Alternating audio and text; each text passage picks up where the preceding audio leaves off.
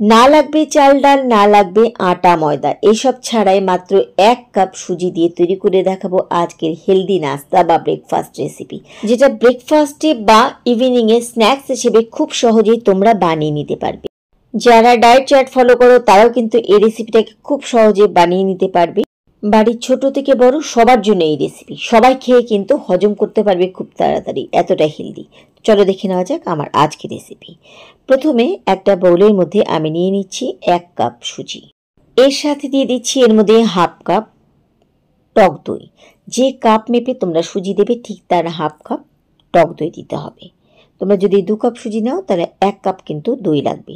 দিচ্ছি স্বাদ মতন 1 চামচ নুন। এবার দইয়ের সাথে সুজি খুব ভালোভাবে প্রথমে আমাদেরকে একটুখানি মিশিয়ে নিতে হবে।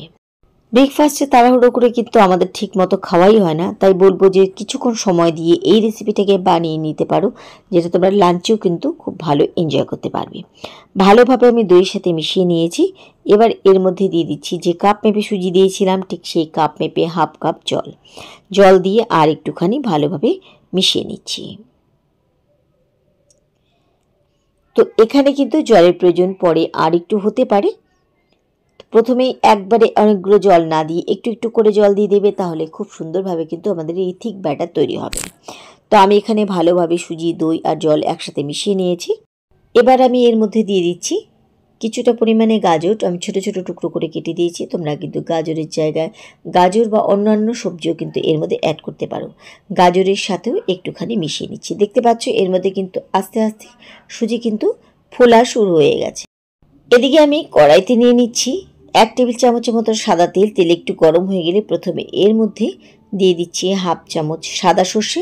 তোমরা এখানে কালো সর্ষে ব্যবহার করতে পারো, সাদা কালো দুটো সর্ষে। আর এই তরকাটা দেওয়ার জন্য এই ইডলিগুলোর টেস্ট কিন্তু দুর্দান্ত লাগে।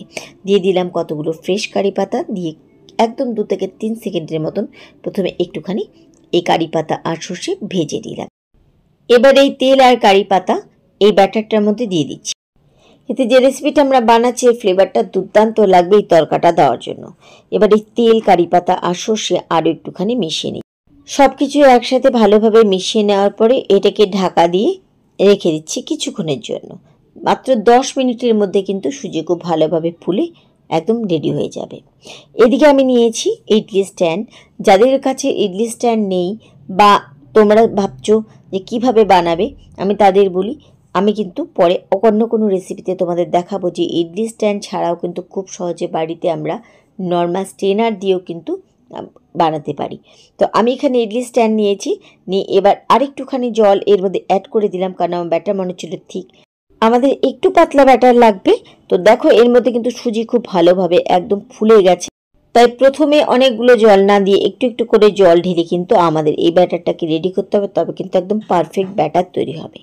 তো ব্যাটার আমার এখানে একদম রেডি। এবার এই ব্যাটারের মধ্যে দিয়ে দিচ্ছি আমি ইনো ফুড সল্ট, যেটা প্রত্যেকটা দোকানেই পেয়ে যাবে। এবার এখান থেকে কিছুটা পরিমাণে ইনো আমি এর মধ্যে দিয়ে দিলাম। পুরো 1 প্যাকেট না দিলেও হাফ প্যাকেট দিতে পারো, তাতেও কিন্তু কাজ হবে। ইনো দেওয়ার পরে কিন্তু এটাকে আর কোনো রকমের রেস্টে রাখা যাবে না।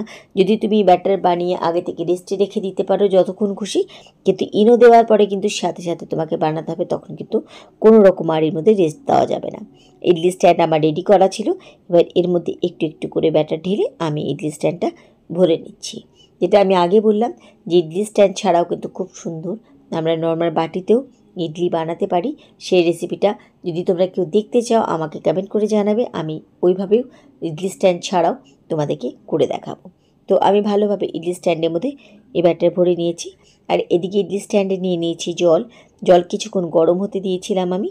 এবার এর মধ্যে ইডলি স্ট্যান্ডগুলো বসিয়ে দিচ্ছি, দিয়ে ফ্লেম বাড়িয়ে দিয়ে মাত্র 10 মিনিট আমাদের অপেক্ষা করতে হবে। এর মধ্যে কিন্তু খুব ভালো ইডলি তৈরি হয়ে যাবে। ফিরে আসলাম 10 মিনিট পরে। দেখতে পাচ্ছ খুব সুন্দরভাবে কিন্তু এখানে দেখো চাকু ক্লিন এসেছে, মানে আমাদের ইডলি কিন্তু খুব ভালোভাবে সেদ্ধ হয়ে গেছে। এবার এখান থেকে নামিয়ে একটুখানি ঠান্ডা হতে দিচ্ছি। তারপরে তোমরা বাদামের চাটনি বা তোমাদের মন মতো পছন্দ মতো চাটনির সাথে এটাকে সার্ভ করতে পারো। বানাতেই সময় লাগে কিন্তু একদম কম, আর খুব সহজে একদম অল্প কিছু ইনগ্রেডিয়েন্টস দিয়ে তৈরি করে নিতে পারো এই হেলদি নাস্তা বা ব্রেকফাস্ট, যেটা কিন্তু আমার মনে হয় প্রত্যেকেরই খুব ভালো লাগবে। আর এতটা সফট হয় কি বলবো, যে মুখে দেওয়ার সাথে সাথে কিন্তু মিলিয়ে যায়। তাই রেসিপিটাকে ভালোভাবে ফলো করবে। তোমরাও কিন্তু খুব সহজে এই রেসিপিটাকে বাড়িতে বানিয়ে নিতে পারো। কত সুন্দরভাবে দেখো ভিতর পর্যন্ত সিদ্ধ হয়েছে। চাল, ডাল, আটা, ময়দা ছাড়াও যে হেলদি একটা রেসিপি তৈরি হয়, তাও আবার মাত্র 1 কাপ সুজি দিয়ে। আশা করি আমার আজকের এই রেসিপি তোমাদের ভালো লেগেছে। রেসিপি ভালো লাগলে কিন্তু অবশ্যই রেসিপিতে একটা লাইক করে দিও, আর সবার সাথে কিন্তু শেয়ার করতে ভুলো না। আর হ্যাঁ, অবশ্যই কিন্তু তোমাদের মূল্যবান মতামত দিয়ে জানিও তোমাদের কাছে আমার আজকের রেসিপি কেমন লেগেছে। তাহলে আজকের মতো এটুকুই। সবাইকে ধন্যবাদ জানিয়ে আজকে এখানেই বিদায় নিচ্ছি। ফিরে আসবো আবার অন্য কোনো রেসিপির সাথে অন্য কোনো দিন। সে পর্যন্ত সবাই খুব ভালো থেকো, সুস্থ থেকো।